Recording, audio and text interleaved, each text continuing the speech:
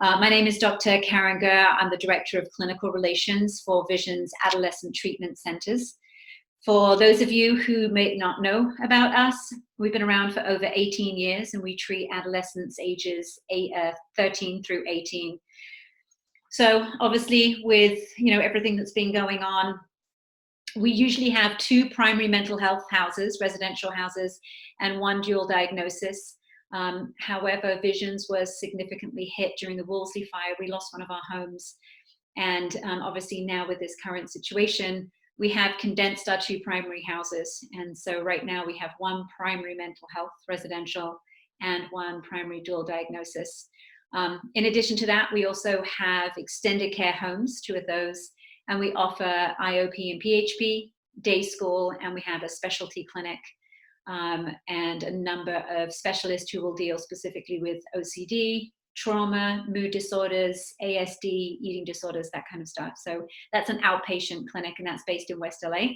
However, as like many of us, we are virtual at this time for those levels of care. The residentials are all still in person.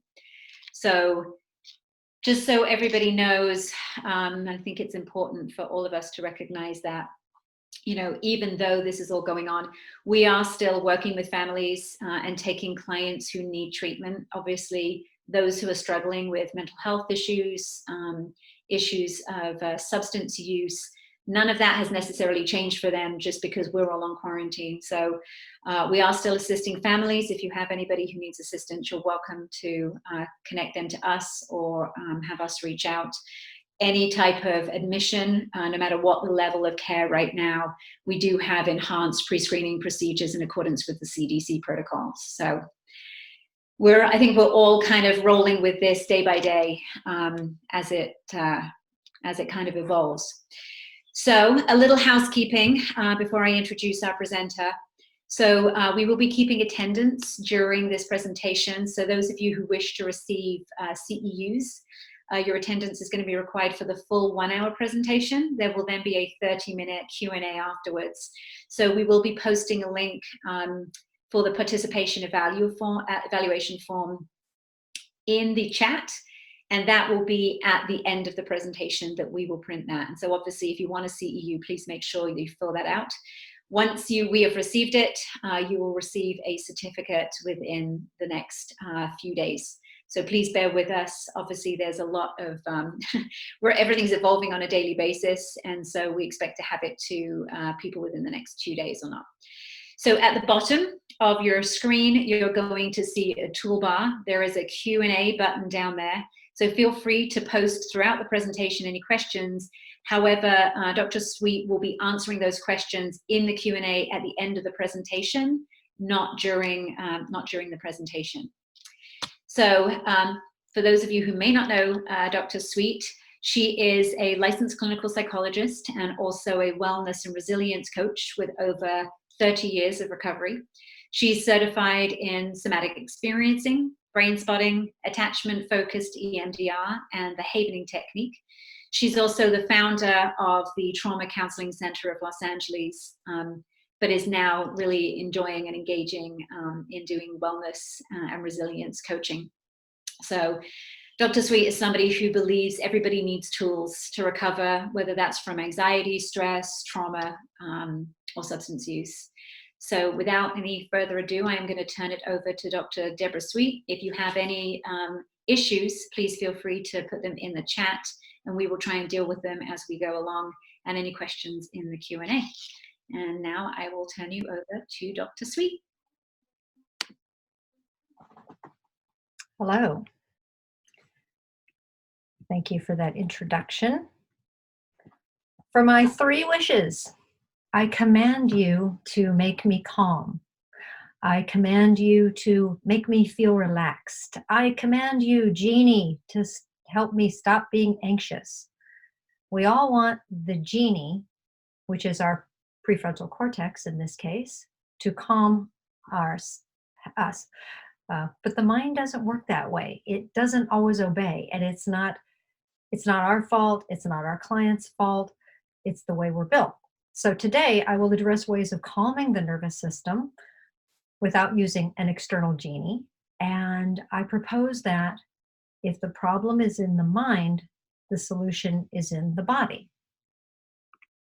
So, good afternoon, fellow professionals. I want to thank Karen Gurr and Vision's Adolescent Treatment Centers for asking me to present on self-regulation for therapists and clients. And as she said, in addition to being a licensed psychologist, I'm a certified wellness and resiliency coach. I love somatic experiencing, attachment-focused EMDR, brain spotting, and the Havening technique. I also wanted to mention, and I'll tie this together, that I'm trained in Pia Melody's PIT training. I enjoy the work of Larry Heller, who created NARM, which is the neuroaffective relational model. And pertinent to our discussion, I'm also a huge fan, if you will, of Bessel van der Kolk, Daniel Siegel, Pat Ogden, Louis Cozolino, Wim Hof, Francine Shapiro, Candace Pert, and Robert Sapolsky, to name a few. So part of my goal today is to take all of this and synthesize it and put it together in a cohesive and interesting way. So specifically, I became interested in somatic experiencing and other modalities for their implications in healing childhood and shock traumas. But also, these are skillful ways of helping people deal with stress and anxiety, which we really need right now. By the way, if you don't have a piece of paper handy nearby, would you grab one now? We're going to do something later on. The piece of paper just needs to be big enough to make 2 columns. And this is for something we will do later on. Okay, here's the plan. We've all said from time to time, stop the world, I want to get off. Well, this appears to have happened. And because we have plenty of time, I'm going to share information, stories, and illustrations to demonstrate the points I'll be making. The first part of the talk is going to be more informational, and then there'll be some experiential things at the end. And additionally, I'm going to tell some client stories, some miraculous client stories, if you will. So if you've seen the flyer, you know the main points that we're going to hit are self-regulation and why it's necessary for good mental health, how to stay within the window of tolerance, aka the window of resilience, and I will be providing multiple tools for how to self-regulate for therapists and clients. I'll be drawing from somatic experiencing and also the trauma resiliency model known as TRIM. So I may from time to time use abbreviations such as SE or TRIM, and that's what I am referring to.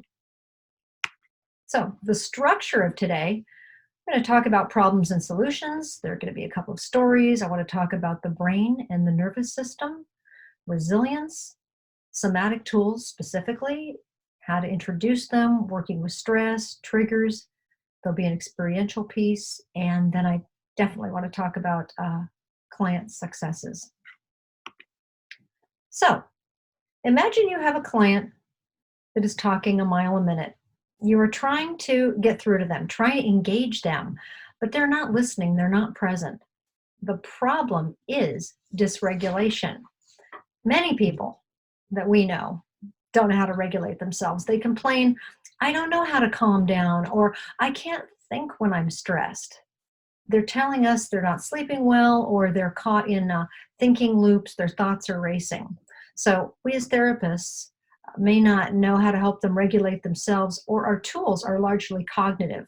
Huge fan of cognitive, but again, when we're trying to talk to the prefrontal cortex, i.e. talking to the genie, it doesn't always work. So how do we get them past their thinking minds? The solution. If the problem is in the mind, the solution is in the body. You must be able to calm your nervous system to be able to think clearly and make good decisions. In other words, the solution is self-regulation. And notice I didn't say you must be able to calm yourself to think clearly and make good decisions.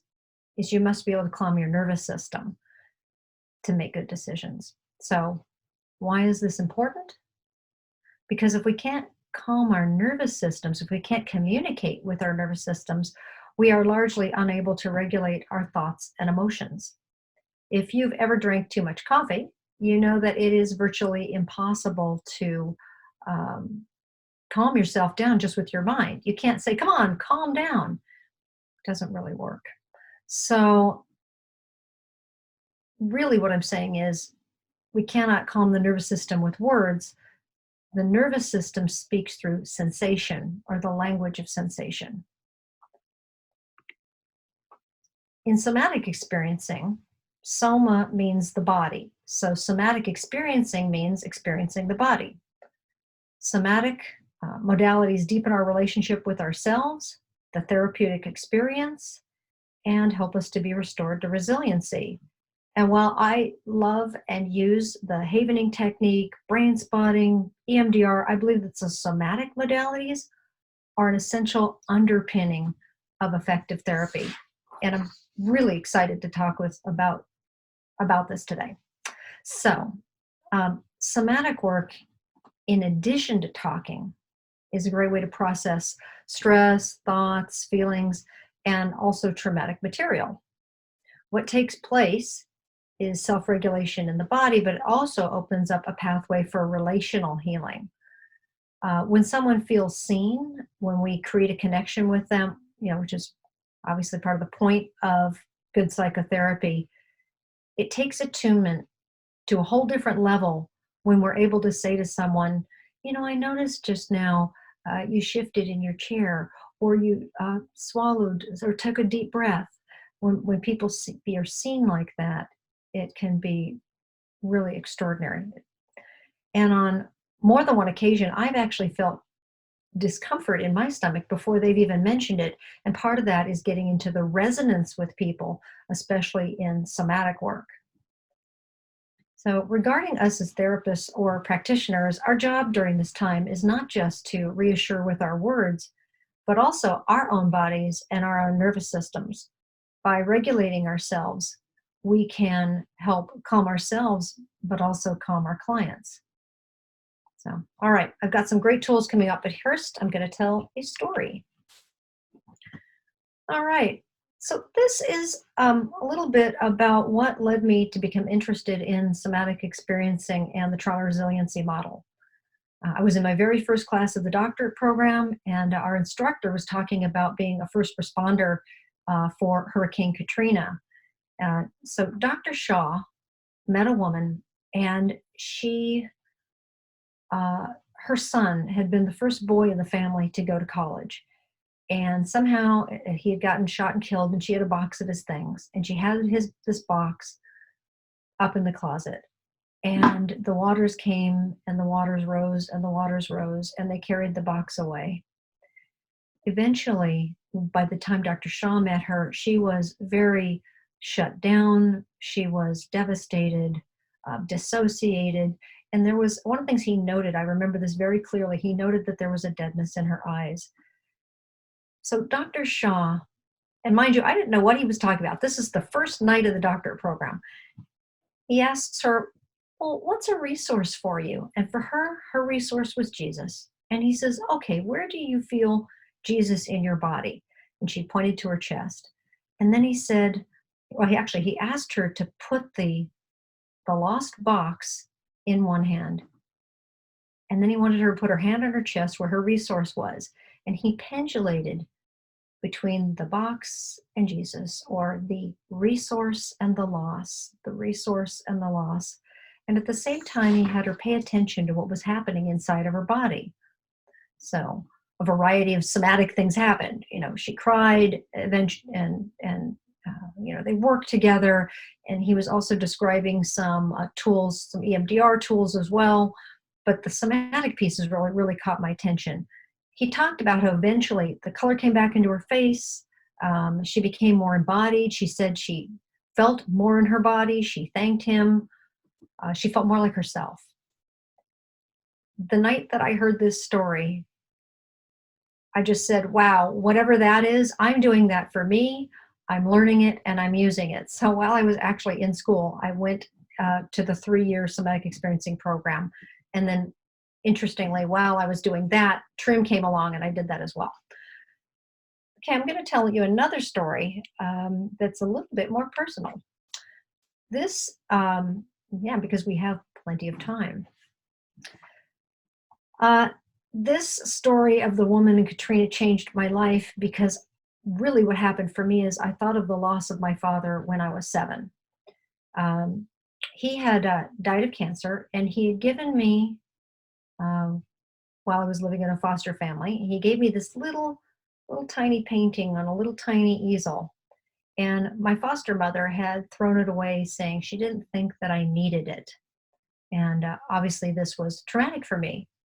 But here's the thing, I wanted to have the experience that that woman and Katrina had had. I wanted to be able to work through the grief in this way. I wanted to be able to go between a resource and the loss and come out on the other side. I wanted healing that could be connected to that tiny painting. And in a way, what I'm really saying is I wanted my heart to be healed.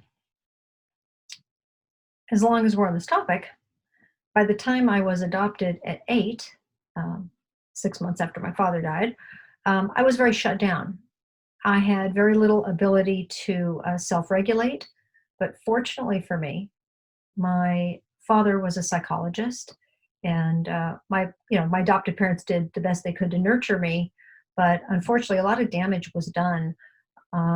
Primarily, what that looked like was neglect and abandonment, which later led to addictions and other maladaptive forms of self-soothing. On the other side of the coin, it also speaks to my resilience because I became a writer and a poet, and I think that ability saved my life. My story is really a Cinderella story. And I want to say that, let me say this. I went on to do traditional therapy, and when a therapist would ask me from a cognitive perspective, how do you feel about all of this? Growing up in 15 different places, your father dying, being put up for adoption. I found this to be a very upsetting and unsatisfactory question. First of all, it's too big. How do I feel? Like I want to kill myself. Too much. A better question for someone who's been through trauma, especially abandonment, neglect, abuse, strangely as it sounds, can be a little bit easier to work with. A better question would have been for someone with my trauma history, as we talk about this, what do you notice in your body? And this is something I could have worked with. I could have identified, as we talk about this, I feel constriction in my chest or tension in my jaw. And later, by the way, I did do somatic experiencing on this, and it was life-changing. So you can begin to see a little bit about why I'm such a fan of this work with others and with self. What is self-regulation? Self-regulation is how we maintain our equilibrium, and as the dictionary states, without intervention from external bodies. In other words, it's an internal process. So why is it good for mental health? When we are not able to regulate our nervous systems, we can develop symptoms of physical or mental dysregulation. It has been said that when we feel out of control, this is literally one of the worst mental states a person can experience. Let's talk a little bit about the autonomic nervous system. Many of you may know this, but some of you may not. So we've got 2 branches of the nervous system. We've got the sympathetic, which is like charge, and the parasympathetic, which is discharge. You can think about it like the accelerator and the brake. When the sympathetic nervous system is kicked off, when we want to get up in the morning, for example, we want that sympathetic nervous system to kick in. That brings up our heart rate, breathing rate, etc. And then at night, when we want to relax, we want that brake, if you will, to come on so that these systems can slow.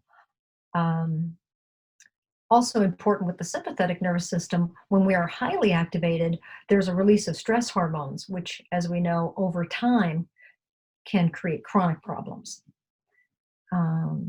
So the reason these 2 branches are important is because for us as therapists is when we're relaxed, our clients tend to be more relaxed.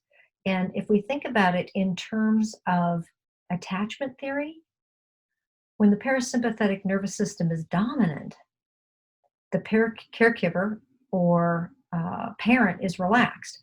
They become what we might call the parasympathetic container for the child.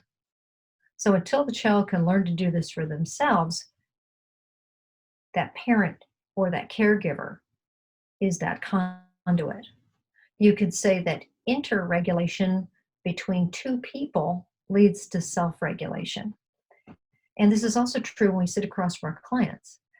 As we calm our systems, many times they notice that their systems begin to calm. I'm sure many of you have had a client say to you, when I'm with you, I feel more calm. But in addition to the calming of the body, this is also relational healing because, of course, it's between two people. And the way we, I think we are present in a way that the caregivers couldn't have been most of the time. So when we are self-regulated, you could say that we are in this resilient zone, or as Pat Ogden calls it, window of tolerance. And we are in this zone, we can handle stress and unexpected events. And this slide is actually from the Trauma Resource Institute. When we are in what we might call the normal range, sorry, lost my place for a second there.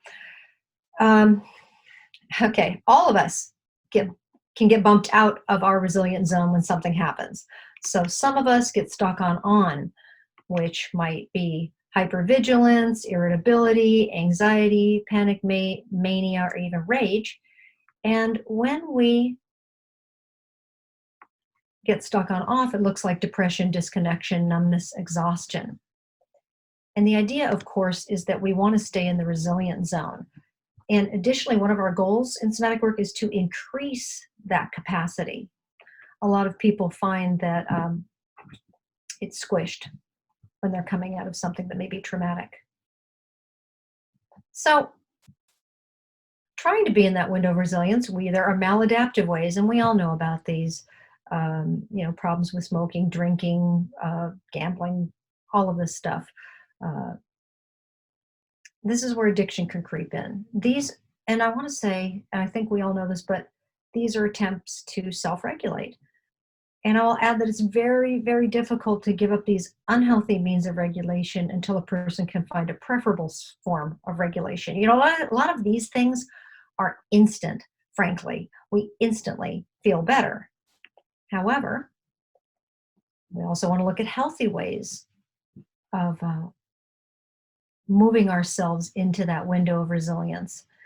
Of course, breathing exercises, taking a walk, meditation, reading something nourishing or interesting, listening to music, dance, prayers, silently, out loud, or on paper, and just hundreds of other things. I don't know if it's hundreds, but many more things we can do, creative things to move ourselves into the windows of resilience.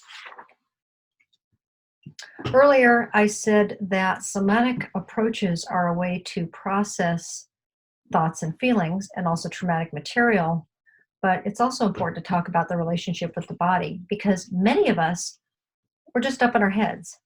And people who are dealing with addiction, whether it's drugs, food, shopping, need to develop a new relationship with themselves and their body. Many people, even non-addicted people, are completely up in their heads. They're not in their bodies, especially those with extreme stress. Trauma, chronic pain, the last place they want to be is in their body. So often, due to trauma, a person has consciously or most likely unconsciously chosen to not be in their body, oftentimes showing symptoms of dissociation, if you will. And when we think of responses to trauma, we might think of fight, flight, or freeze. Freeze is a form of the body trying to protect itself. So let me give you an example from Peter Levine. You may have heard this before, but let's say a gazelle is being chased by a tiger and it's running, and then all of a sudden it looks like it dropped dead. The animal may have gone into a freeze state where it literally produces a chemical, a natural analgesic, which is a painkiller. And this is because two things may happen. One, the tiger may think that the gazelle is dead and it doesn't want to eat dead meat and it walks away. Or two, If the gazelle is unlucky, the tiger may kill it. And either way, the freeze response is in place to protect the gazelle. But here's the thing. If the gazelle comes out of the freeze and has not been eaten, the animal shivers and shakes and discharges the energy. And then a while later, that gazelle is grazing with the rest of the herd. So what is the difference between an animal and a human? The difference is the thinking part of the brain, the prefrontal cortex. They don't have one, nor do they have someone telling them, snap out of it. That tiger didn't eat you. You're okay. Pull yourself up by the bootstraps. We go into freeze. What we as humans do is we learn to shut it down rather than complete what Peter Levine calls the thwarted defense. When we cannot discharge or release the stored energy, we tend to stay in the freeze. And when we're in the freeze, that's when a lot of times we go to those maladaptive ways of trying to soothe ourselves. So the question is, how do we create or recreate our relationship with ourselves and our bodies? Another way of saying this is, how do we get out of the freeze? And also, let me add something. We and or our clients want to get out of the freeze slowly. One of the metaphors that I have heard is, think about a client. It's like an ice cube and it's one drop at a time. If that person unfreezes too quickly, well, then they go into a state of flooding, and that is very difficult.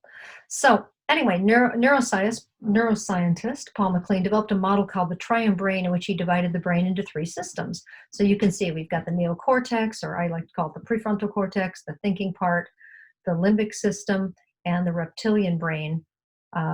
This is significant because when we are traumatized, these 3 areas can be cut off from each other. Somatic therapies and other modalities seek to create integration. When we are integrated, it's just a part of our story, and we don't have that kind of activation in the body. When we look at the brain, there are many structures related to how memories and or trauma are stored in the brain. And today, I'm not going to go into it any further than this, other than to say the amygdala, the little structure in the brain, is like a watchdog of the system, it is also been referred to as the smoke detector of the system. Here's the thing. When the amygdala is overactive, which puts people into a state of hypervigilance, it interferes with their relationship with themselves and others. I sometimes think about it like a cup that's completely full and you add 1 drop and it spills over. Makes me think of, people where you just say one little thing and they have this reaction. What's going on? That's what it is. Activation, completely full. And of course, if a client is talking about something upsetting in your office and there is no threat, we know that the amygdala has been hijacked and that we need tools to help them come back into their bodies to return to the present moment where they do have some agency in their lives. In developing a relationship with the body and the brain, grounding is essential, because many people will tell you they literally felt like the rug was pulled out for them or they were knocked off their feet. So when I introduce somatic awareness to people, I like to think of sensations in terms of pleasant, unpleasant, or neutral. And this is a simplified way that they can begin to slowly acculturate to learning this new language of sensation. Many people, for example, have no idea what it feels like to feel neutral. They only know extremes. If you think about a paint chip, they know, black and white, but they really don't know much about the gray area. So what I actually suggest to people, this is a tool, is in the beginning to touch some neutral surfaces. If you're out to dinner or you're sitting at your desk and you reach over and you touch it, what is that surface like? Chances are it's going to be neutral. Also, when we're starting to bring people into the body, I might have them pat or squeeze their arms. And once they do this, they'll often say, oh, now I'm in my body. Because again, most of us are up in our heads. And of course, I can't talk about this without talking about dissociation. So when someone's not in their body, as we know, they're basically on some kind of automatic. A person might find themselves in the middle of a binge and wonder how they got there. They're not embodied. And if someone's not in their body, it's also very difficult to provide psychotherapy to help them get past their symptoms. Often they'll say they feel, fuzzy or foggy, or they might be aware that they are feeling flooded. And of course, we know this is a protective mechanism that is there to help them.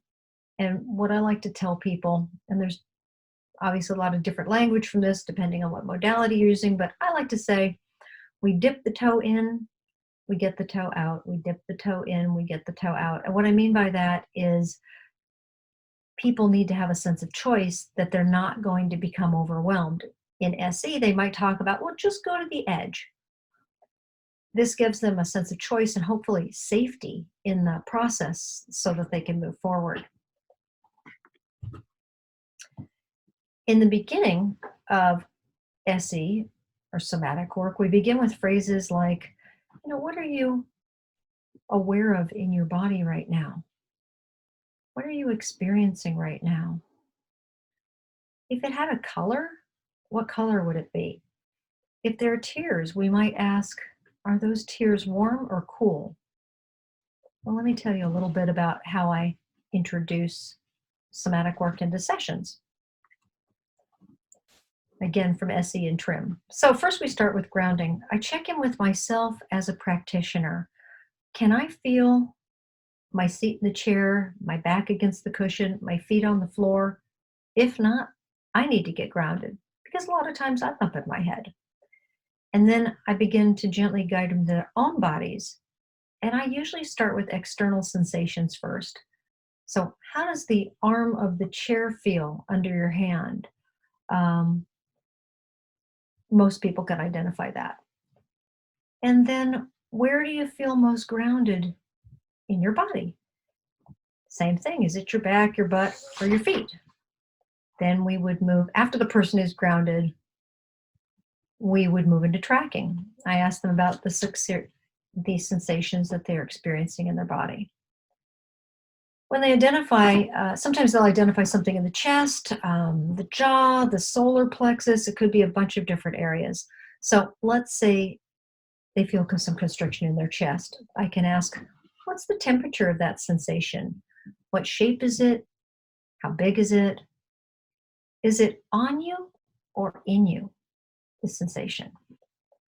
And I'll tell you that most people will identify unpleasant sensations first. They're just wired this way. So if you walk into a group of friends and you say, I don't feel so good today, people are going to say, oh my gosh, what happened? What did you eat? Whereas if you walk into a group of friends and you say, I feel pretty good today, no one is going to say to you, wow, where do you notice that in your body? We are just not acculturated that way. So what we need to do is learn the language of sensation to have a new experience. If someone identifies an unpleasant sensation in their body, I might say to them, where do you notice right now is pleasant or neutral?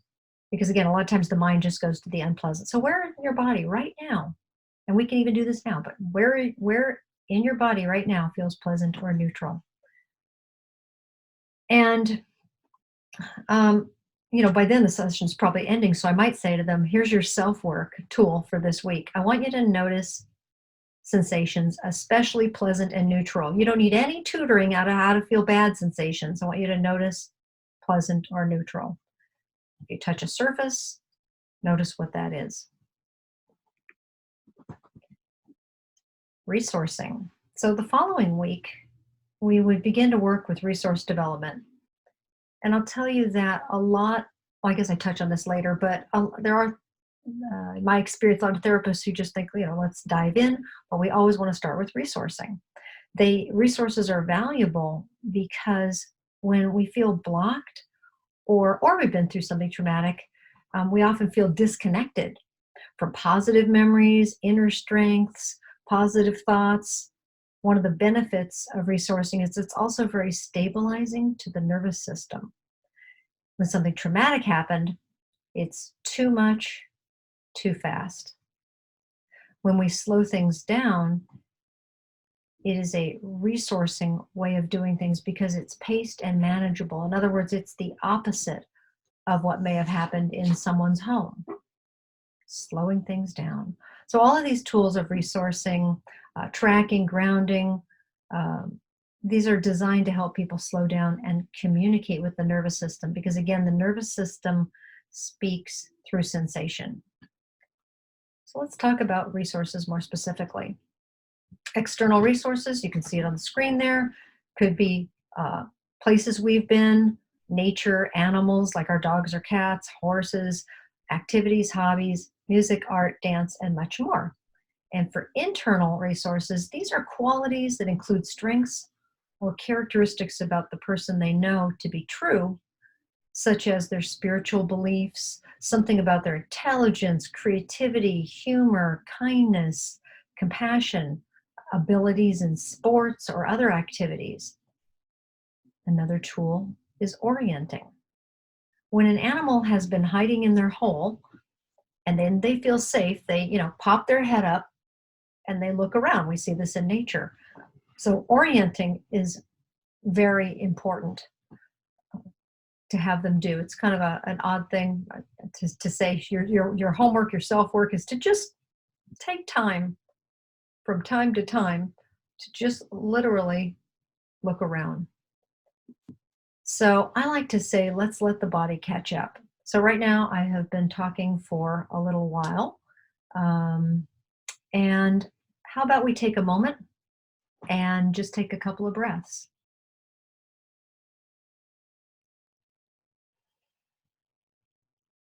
And then we're going to do something fun. Okay. So that piece of paper that I asked you to grab earlier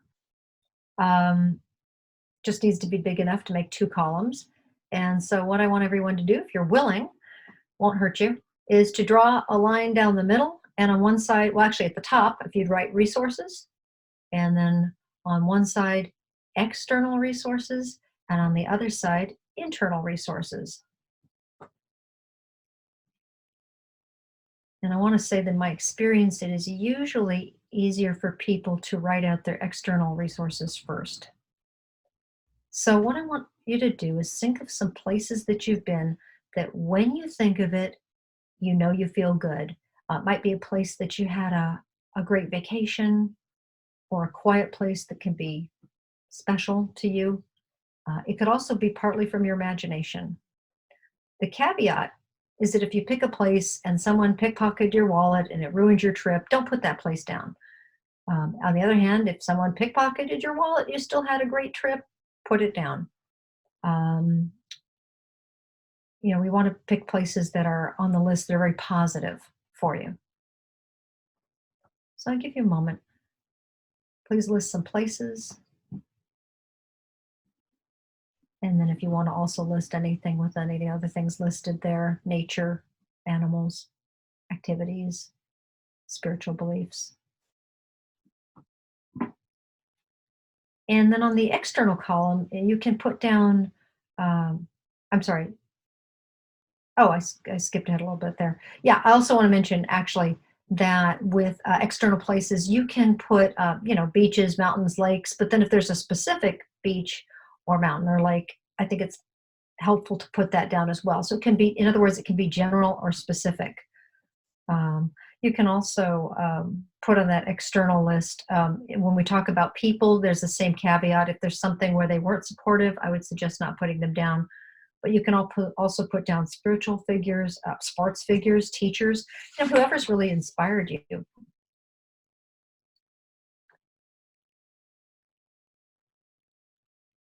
And then internal resources. So these are qualities you know and like about yourself. Put those down. Are you smart, funny, confident, logical, creative, a good listener, good caretaker, like to have fun? anything that comes to mind. And again, the idea here is that these are things that you know and like about yourself, essentially. And by the way, a lot of times this list is a lot shorter than the external resources, and that's fine too. Also, I want to mention, I had a client once, I thought this was so beautiful. She put down for an external resource, having a cup of tea in the morning. I just thought that was so beautiful because she took something that could have been big and just made it very relatable. All right. I want you to keep this piece of paper handy. This is something we're gonna do something with this in a little bit. And if you think of something to the list this way, you've started it, you can add it as we go along. All right.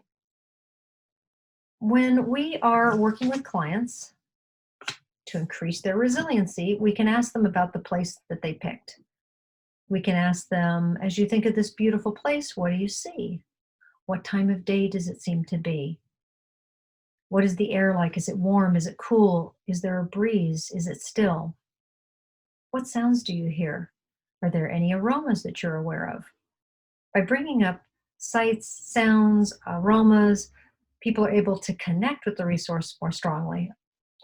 And I would also say that when you notice, when people do this work, they begin to say they often feel more relaxed, calm, light.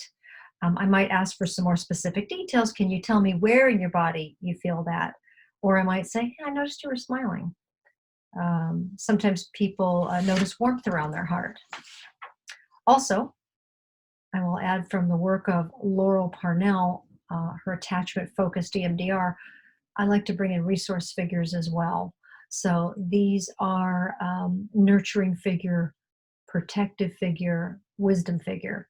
And these can be a real person. They could be a combination of a couple of different real people. They can be from a movie, a book, a mythological figure, or a superhero. It's really whatever works for the client. And I always tell people, I will never send you into that memory alone. So the idea of developing resource figures is very, very important. And when we get into questions too, I can talk more about these approaches. All right. Also, when people sometimes they'll come in and occasionally they'll say, oh, I don't like somatic work. And I'll say, why is that? And it turns out it was the way it was introduced. Obviously, people don't want to feel overwhelmed and they don't want to feel like they're doing it wrong. And if they do believe that, they think that they don't like somatic work. So what I do is, and again, from Trim, I would suggest the client hold on to two objects. So in my office, I would use a stone and a seashell because they're very different. But if they're at home, for example, if you're doing telehealth, they could take two objects from the kitchen, maybe an orange and a potato or whatever. And what is also pertinent about this is it is a way to assess them in terms of, dissociation for one thing. So, can they tell if an object is, sometimes what I'm trying to say is sometimes someone will pick up an object and they'll say, oh, I really like this one. Or, whereas what I'm asking for when they're holding these objects is descriptive words. So, is it cold, warm, smooth, soft, rough? And then, like I said, some people appear to be blank. So this is a very gentle way of having them reconnect to their body in a non-threatening way. And many people, they tend to know if a sensation is pleasant, unpleasant, maybe neutral, but they don't know descriptive words beyond this. So to help clients find language for what is happening inside, I use a sheet, modified a sheet from the trauma resiliency model. In fact, regarding language, learning words like, is it buzzy or buzzing inside? Is it jagged? Is it smooth? And I want to mention, if I mention any materials that you would find interesting, or any of the slides, let me know, and I can email them to you. So just reach out. This is one I didn't, it'd be too much to put on a PowerPoint slide. So if you're interested, let me know. But the language of sensation, it's vital that we teach our clients this, because again, the systems that connect with the nervous system, brainstem, speaks through sensation. It doesn't speak through words, as we know. All right, so then we talk about sensations of trauma, resilience, and release. And so I might say, what are some of the sensations that you're aware of with trauma? Okay, we've got constriction, rapid heartbeat, tense muscles, pain, numbness, agitation. What are the associations that are associated with the opposite of trauma? Resilience, what's that like? Open breath, steady heartbeat, relaxed muscles, flow of energy. And then we might have release or discharge, as it's known in SE, which could be a shaking, trembling, yawning, burping, stomach noises, vibration, tingling, tears, laughter, sweating. These are all forms of release, and they are all normal. So raising somatic awareness will help them process their material, and it won't just be in their head. I always like to think, I don't want someone to say, well, I think I feel better. I want them to know they feel better. How do you know you feel better? I feel better in my body. Okay, what is that like? Oh, I can breathe easier, or it's lighter on my chest, or the ball in my stomach is gone. So to introduce the usefulness of these skills, I frequently use the following illustration. So someone cuts you off in traffic. All right, we instantly access the anger, but have you noticed how we can't instantly calm down? This is because the neural pathways coming back to the prefrontal cortex are circuitous. It's not a direct path. It's a direct path when we get angry, but not when we're trying to calm ourselves. So then how do we calm ourselves somatically? Let me illustrate with this example of traffic. So the guy cuts you off and he turns left and now he's gone. One way to calm ourselves is to use self-talk. It's okay, he's gone now, I'm safe. But meanwhile, we're stressed. Our heart rate is up and other systems are activated. Another way to do this is, he has turned left, he's gone. We use grounding, tracking, and resourcing. So we essentially go straight to the nervous system and we say, can I feel my back against the cushion?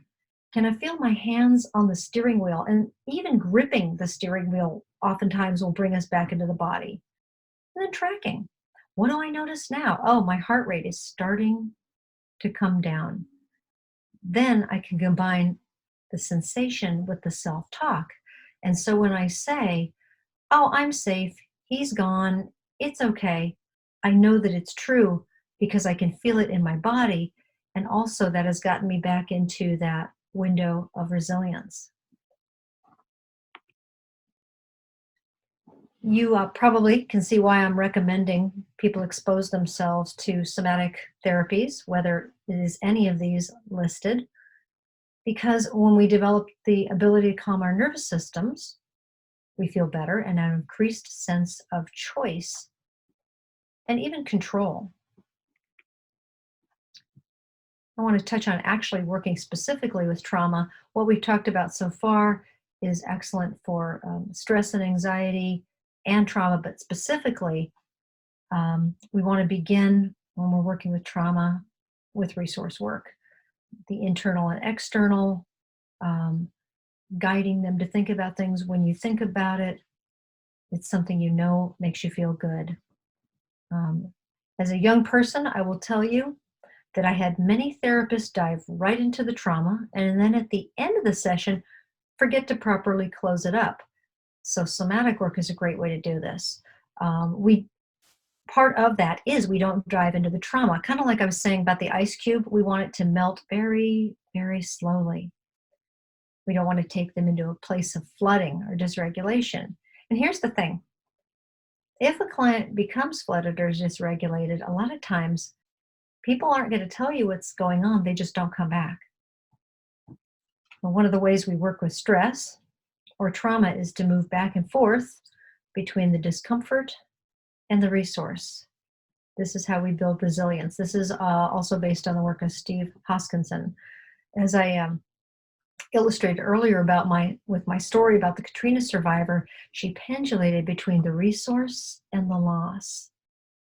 The resource and the loss, and this helps unwind it and create integration.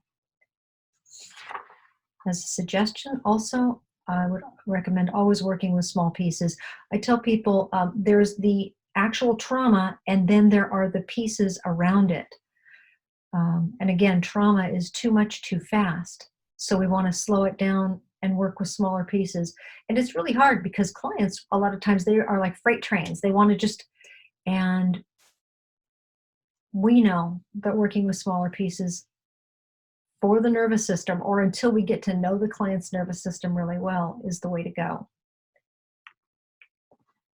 In a traumatic situation, 3 areas are affected: sense of self, sense of safety, sense of choice. When we restore a sense of choice, we restore a sense of safety. And when we restore a sense of safety, we restore a sense of self. One of the ways to increase the sense of choice is to use invitational language. Would it be all right if you were to notice right now where you're making contact with the ground? Would it be all right if you noticed what parts of your body are pressing against the chair? It's important that people have a sense of choice, especially those who have experienced trauma. This might sound funny, but when I give out handouts, I have 2 folders, blue and purple, and I ask them which one they'd like. It's just a teeny little thing that provides a sense of safety and choice. Let's talk about triggers. Actually, I'm going to take a sip of water. A lot of material here, but we're going to do some fun stuff as we move along, I promise you.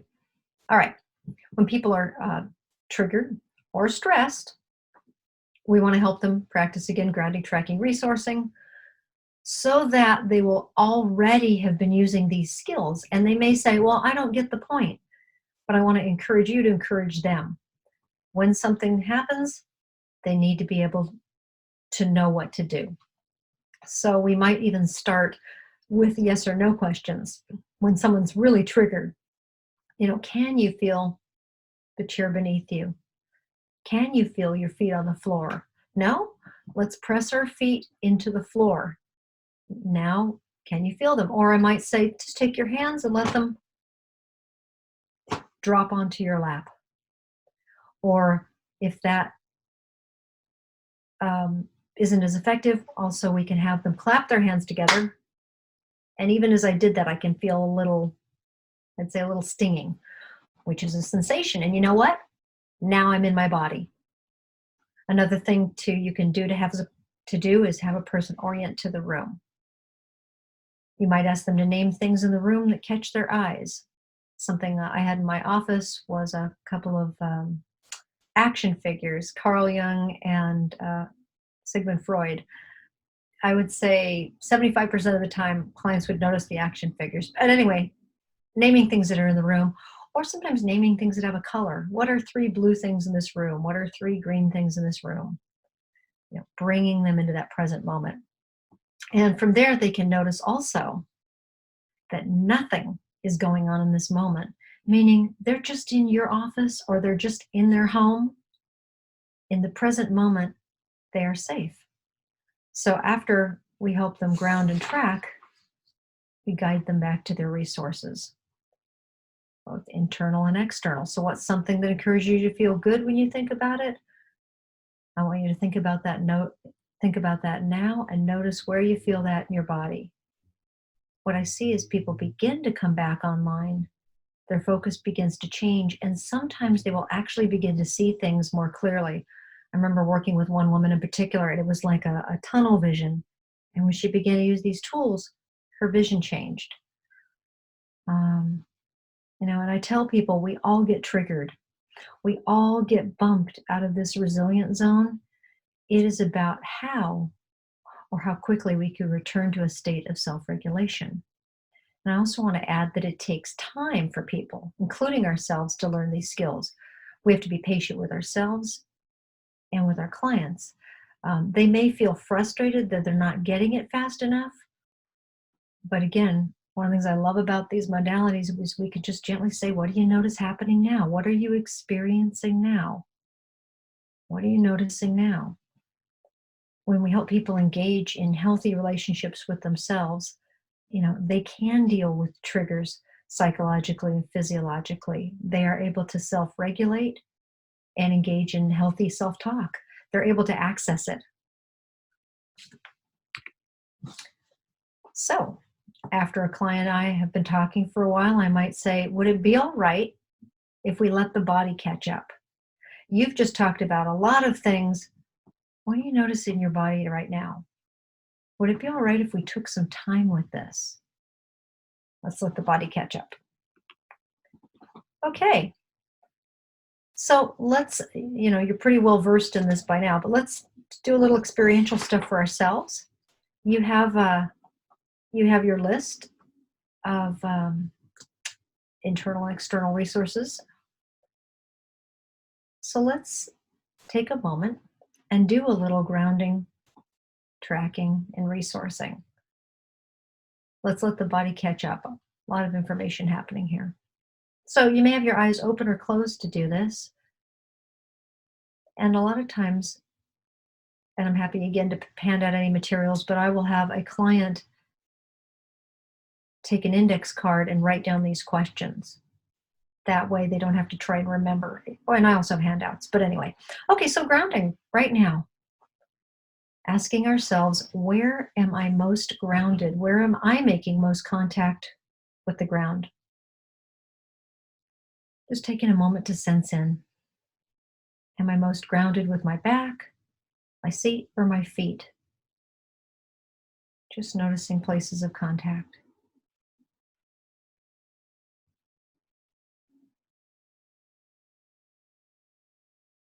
And then tracking. Noticing sensations inside your body, such as breathing rate, heart rate, places of tension, or relaxation in the body.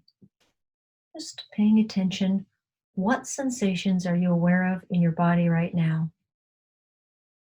And as you notice sensations, trying not to judge them. And if you notice an unpleasant sensation, I want you to practice bringing your attention to a place that is more relaxed, pleasant, or neutral. Even if it's the tip of your nose, your ears, there's always a place inside that is neutral. So just taking a moment to track what is going on inside.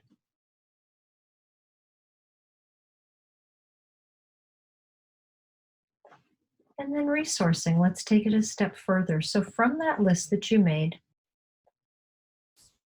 I'd like you to pick a place, preferably. I always like to start with a place. Let's pick a place. And I want you to notice in your mind's eye, what are the sights? What time of day does it seem to be? Is the air warm or cool? Is there a breeze or is the air still? As you bring in this place or other resource into your mind, notice where your body feels pleasant or neutral. There may be a specific place in your body that feels good. Notice that. And by the way, if you're EMDR trained, you would, of course, tap this in. You tap in the resource. If you're coming from the havening, you can haven this in, okay? And then when you're ready, taking your time, orienting back to the room. You can look around and notice if anything looks different now.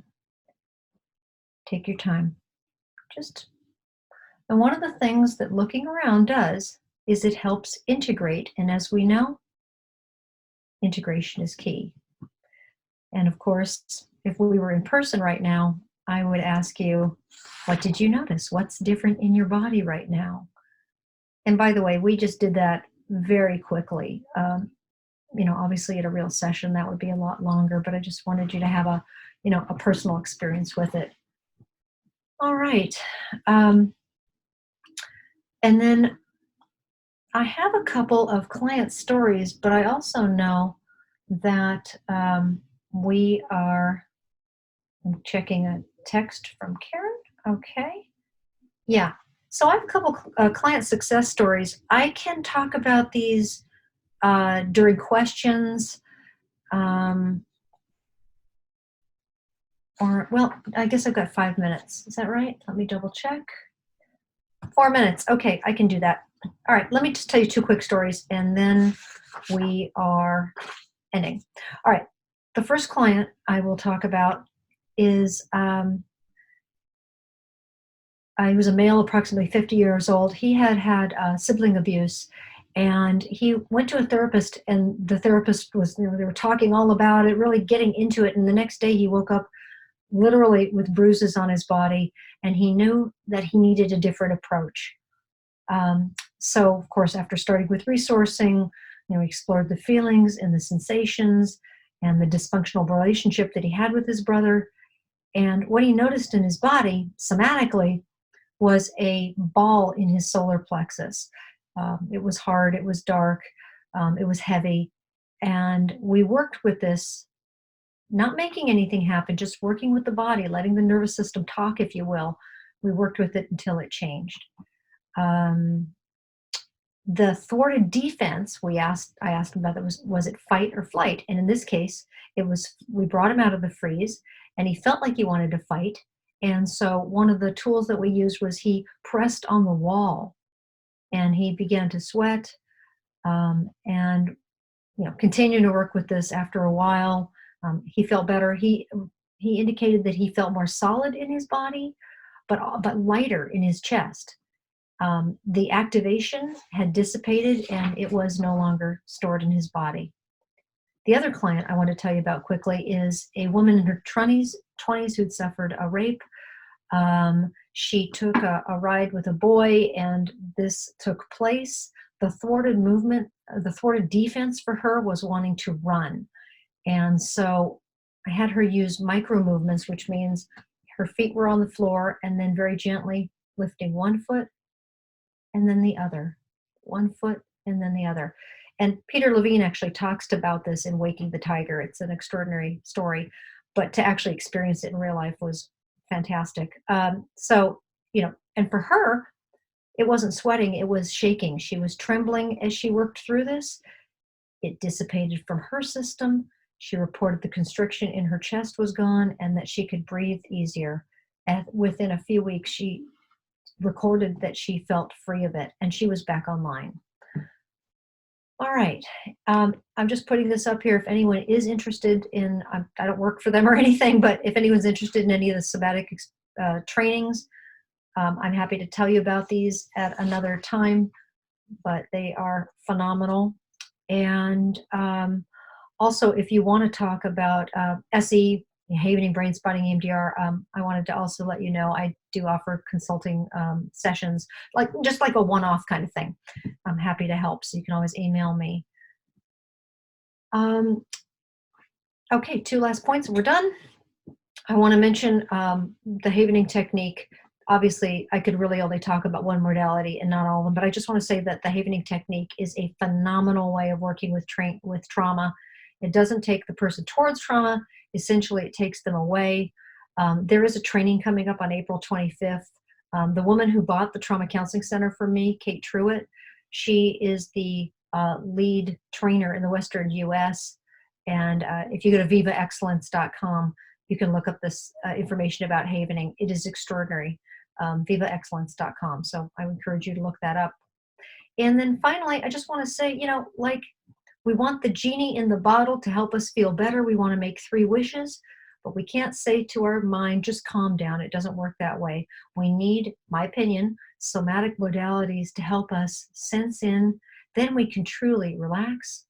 We can breathe better. We can notice sensations that are going on inside our body. We can cultivate a friendliness and know that it will change. You must be able to calm your nervous system to be able to think clearly and make good decisions. That's why I love it. So I want to thank Karen Gurr and Visions Adolescent Treatment Centers And I look forward to whatever questions that you may have. Thank you.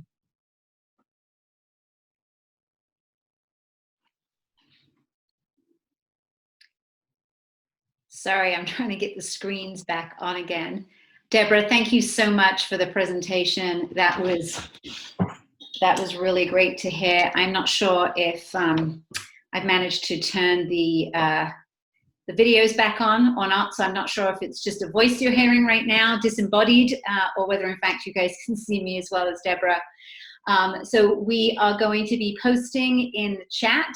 Georgina's already done that, so we're going to be posting the link.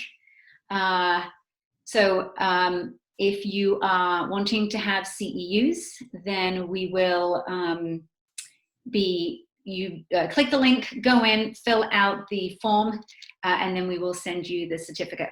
So feel free, we've got a number of questions in the box at the bottom right now, but feel free to put any more in. I'm actually going to turn my video off so that Deborah's video is on, and I will read out questions, so please feel free to add some more in there. Okay, Deborah, so we have a number of questions. Our first one, I think you've answered the first few, which was about sharing your PowerPoint. So I think you mentioned that whether you share the whole PowerPoint or whether you just give some information. Can you just kind of clarify that for a couple of people? Sure, I'm happy to share slides. At the bottom of this screen, hopefully you can see it. My email address is drdsweet@gmail.com, so drdsweet@gmail.com. Happy to share that. And if there's any of the other materials that I might have mentioned or alluded to, feel free to email me and I'm happy to help. Okay, perfect. Thank you. My apologies. I'm still trying to figure out the windows here. No problem. Okay, so our next question, Abigail asked, when helping clients remain grounded and then moving into tracking, how do you ask clients to attend to the negative somatic feeling? If they identify or verbalize a negative sensation and you ask them to identify a neutral sensation, do you go back to attend to the negative somatic feeling? Does that make sense? I think so. Gosh, this is when I wish we were in person. I'd love some clarification. So from moving from grounding to tracking, if there's a negative sensation, I think she's saying, how do I attend to the negative sensation? Does that sound right? Yes, you can also, if you look at the bottom of the screen in the Q&A, because I might be reading it sort of incorrectly as to how Abigail wanted to ask it, so you can also read it. Okay, let me pull that up. Well, that's going to take a second. There's a bunch of things on here. Okay. Well, she can message now if I'm not speaking to it, but I think I've got it. So from going to grounding to tracking, if a person is talking about negative sensations, how do you work with that?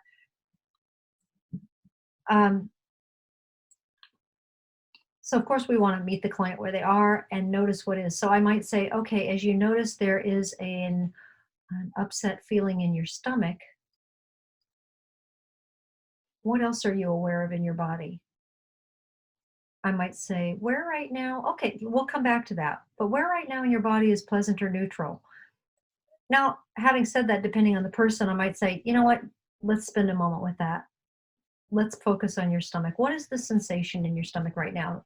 And the person might say, I don't know, it just feels icky. Okay, so I might say, does it have a shape, a color? If it had a color, what color would it be? And then more specifically, so if they tell me that the shape is like an amoeba or a ball, we might notice what does the ball feel like, but also I might bring their attention to what's the area around it. So if they said, well, it's a ball in my stomach and it's red and black, okay, now let's bring your attention away from the ball. What's the area around it like? And interestingly, what happens over time is they find that the ball itself, if you will start to change. So if it was red and black and they pay attention to what was around it, they might say, oh, it's shrinking, or now it's more.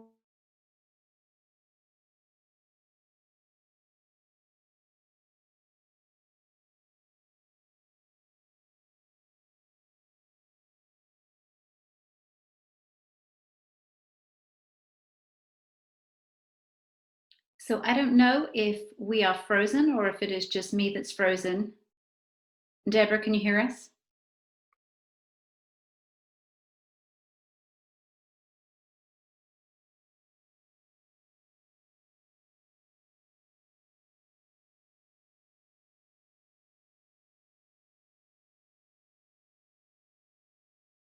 So I think, as I just got a note in the chat, that other people's screens may be showing frozen. So unfortunately, we have lost Deborah for the moment. So hopefully she will sign back in again. There were a couple of, oh, here we go. We lost you, Deborah. Can you hear us okay? I can hear you. Fantastic. So if you wouldn't mind, what I'm going to do is try and spotlight your video again.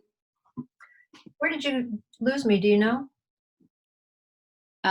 Unfortunately, I do not. We've been trying to spotlight your video. Oh, okay, no problem. Okay, so are we back to normal right now?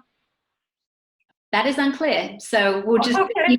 we're just going to keep answering questions. Did you finish, Abigail? Did you get the answer that you wanted from Deborah? If you can just let us know. I'm going to move on to a couple of other questions, but we can come back to that one. Yeah, I don't know if she heard about, and if you didn't hear about, and I can tell you later, Abigail, I don't know you, but just as briefly say, there's, let's say, a ball in the stomach that's upset. We focus on the area around it is one way, or the other way is to pendulate between an area that feels good and an area that feels bad, if you will. We pendulate, and then that'll create changes, and I can talk more about that if that wasn't clear. Okay. What else do you have? Okay, so they have a number of questions regarding availability of the material.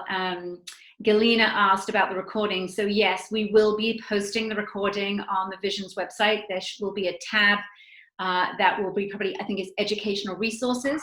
And there will be a link there where you will be able to access the recording. And that will go for all of the lunchtime CEUs that we do. That includes the OCD one from last week with Dr. Larissy and this week with Dr. Sweet. So yes, you will have access to that. Same question as far as from Cara with relation to the slides. So Dr. Sweet's email is at the bottom of the screen right now. So please feel free to write that down and email her directly. I'm just going to keep going through the questions and then I'll pop over to the chat. So we're also having, again, Lucy, I see your question. Dr. Sweet's email is down there. If anybody wants to reach out with regard to the Trauma Resilience Language Worksheet or the PowerPoint, please feel free to email Dr. Sweet directly. That's not something that we're going to be posting generally anywhere. So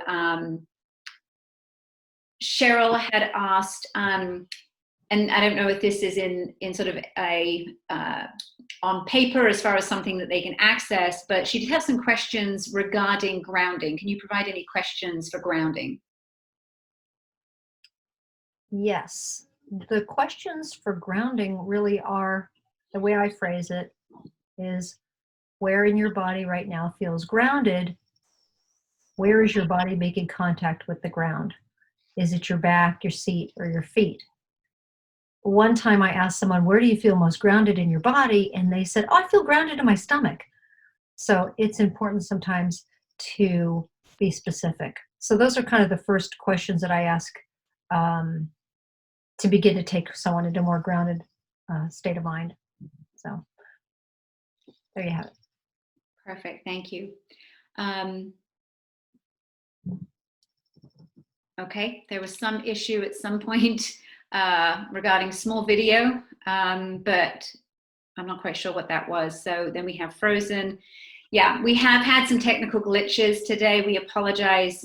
We've tried to, there have been some issues with external forces coming into Zoom webinars and meetings, and so we've been trying to manage and control any potential issues. So I'm just going to pull up in the chat. We also have some questions here, so if you'll bear with me. So can you repeat what TRIM was again? Vivian asked. Yeah, TRIM is the Trauma Resiliency Model, and they have a 3-day training, 2 levels, versus a 3-year. And the difference with that training than the others is they work with not only civilians but also veterans. So they take the language of somatic experiencing and boil it down into something that's very, very usable. So TRIM is Trauma Resiliency Model. It was from the Trauma Resiliency Institute. That would be their information. I can even go back to that slide for a second, I think, if you want to see. Yeah. So Trauma Resiliency Model. Okay. Thank you. So we have a couple of anonymous questions. Could you say a little more about how you process a trauma with people and how you get started with specific memories? Sure. Okay, and I'm going to look at the time just because okay, so we're at 1:21. We're ending at 1:30, right, Karen? Yes. Okay, so how I get started with specific traumatic memories? The question was, could you say a little bit more about how you process a trauma with people and how do you get started with specific memories? Yes. Okay. So processing trauma, I'm one of those people who have to write things down. Okay. One of the things they talk about in somatic work is T-minus, you start from the edges and you gently come in. And earlier I talked about there's the trauma and then there are the pieces. So when having someone begin to work with trauma or traumatic memories, I tell people at the beginning, let's talk about it. I just want to hear about it in brief, in general, if you will, kind of not going into the body. Or it just depends on the client. And then sometimes someone will come in and they want, I guess the important piece here is sometimes people want to dive in, and to reassure them that that isn't the best way, that let's work with a piece of it at a time. It's a little bit of a broad question. I guess my general answer would be working with a piece at a time. Also, by the way, I myself am not opposed to having someone email me the night before and they can tell me the story, and then that way we can actually begin the work when they come in. Not a brand new person, but I mean, if there's something specific, sometimes that can help organize a person's thoughts to be able to work somatically. But again, different with different clients. Thank you. Right. Next question is, what do you do if a traumatic memory is complicated? Oh, okay. Well, again, I think that comes back to working with it in terms of pieces. When I'm working with a memory and someone comes in, let's say the next time, one of the questions might be,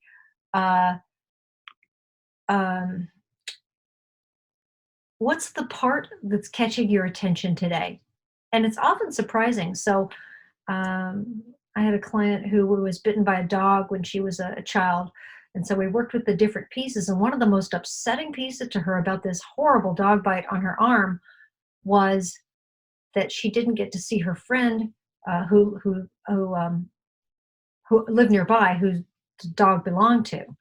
That was one of the huge pieces for her. And another, sorry, I forgot to mention this earlier. A wonderful question when working with trauma is, when did you know you were going to be okay? Rather than, oh my gosh, what happened? Tell me about it. No. I mean, yes, but no. When did you know you were going to be okay? And starting from there. And in a way, what that is that is starting from a resourced state of mind. Fantastic. Thank you. We have a question. What if a person says they don't have trauma, they just feel blocked? How do you address that? That's actually, I've definitely had that. I had a woman come in one time, she said she had writer's block.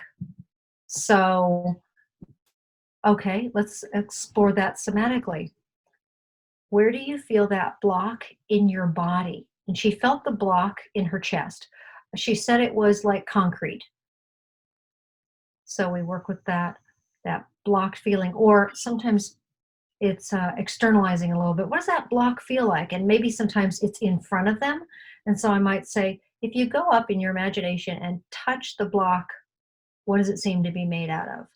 And then we come back to the body. As you notice that, what do you notice in your body? Because again, sometimes people can't notice it in their body. They need it to be external to then move internal. And what was really interesting is, and what it turned out for this woman was that this blocked feeling turned out to be, it was related to a car accident. And once we worked through that, she was able to begin writing again. The writer's block went away. And with that woman in particular, I remember also working with micro movements. She wanted, it was a car accident, she wanted to push the brake. And so having her take her foot, putting something underneath her foot and having her press on that imaginary brake, in other words, completing the thwarted defense so that it could move through her nervous system. So that would be one way to work with block, is to, again, coming to the body. What does it feel like? What are you noticing right now as you notice that you feel blocked? Anyway, there you have it. Thank you. So our last question is, what should I do if I feel too much connection with a client? Interesting. That makes me think of being in the resonance. And I think I'd mentioned earlier, I said there was a client where I felt discomfort in my stomach before she even said it out loud. Or another time, this was kind of interesting, a woman was talking and I suddenly had this feeling, very strange, of like sort of like cotton candy all around me. And indeed, she was having that experience. So we were connecting in the resonance. But sometimes it's not helpful to the client if we are sort of connecting in that resonance too much. So this might sound strange, but it can be very helpful sometimes for us as therapists. Maybe we just gently cross our leg just for a moment to kind of break the connection. It's important, we know this is what's happening for them. It's not what's happening for me. Or I might even just cross my arms for a moment, just kind of coming back to myself. So sometimes I think that connection can be not a positive. We don't want to fall into the trauma vortex with them. So if there's too much connection, we can actually use somatic tools to work with that as well. So there you have it. There's so much more to say, but that's what we'll say for today.